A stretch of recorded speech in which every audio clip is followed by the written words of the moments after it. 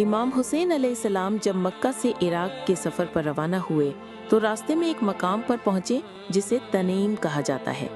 یہ جگہ مکہ سے تقریباً 6 کلومیٹر کے فاصلے پر ہے اور آج کل بھی یہ معروف مقام ہے جہاں مسجد تنعیم واقع ہے۔ حاجی یہاں سے عمرہ کے لیے احرام باندھتے ہیں۔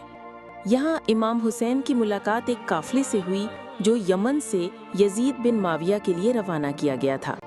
اس قافلے کا سربراہ بحیر بن ریسان حمیری تھا جو یزید کا نمائندہ یعنی کارگزار تھا۔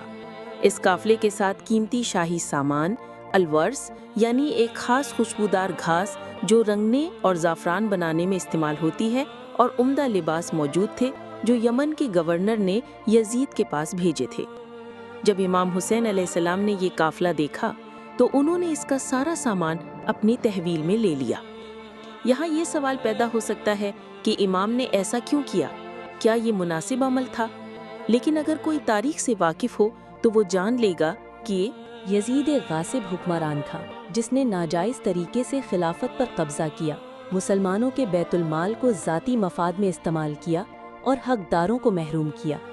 امام حسین علیہ السلام بقول مسلم تاریخ مسلمانوں کے اصل خلیفہ اور امام وقت تھے، اس لیے ان کی یہ ذمہ داری بنتی تھی کہ وہ ایسے اموال کو یزید جیسے فاسق و فاجر کے ہاتھ میں جانے سے روکیں۔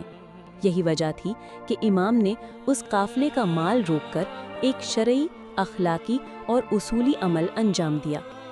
امام حسین علیہ السلام نے قافلے کے لوگوں سے نہایت نرمی سے گفتگو کی اور فرمایا، میں تم پر زبردستی نہیں کرتا۔ اگر کوئی ہمارے ساتھ عراق جانا چاہے تو ہم اسے کرایہ بھی دیں گے اور اس کے ساتھ اچھا سلوک کریں گے، اور اگر کوئی یہاں سے واپس جانا چاہے تو ہم اسے اتنا کرایہ دیں گے کہ وہ اپنے گھر واپس جا سکے۔ یہ الفاظ رحمت، انصاف اور حسن اخلاق کی بہترین مثال تھے۔ امام نے نہ صرف اختیار استعمال کیا بلکہ دل جیتنے والے انداز میں بات کی، جیسا کہ نبی کریم صلی اللہ علیہ وسلم کی سیرت میں نظر آتا ہے۔ جن لوگوں نے امام کا ساتھ چھوڑنا چاہا، امام نے انہیں مکمل عزت اور ان کا حق دیا، اور جو لوگ رک گئے نہ صرف انہیں کرایہ دیا بلکہ لباس کا تحفہ بھی عطا فرمایا۔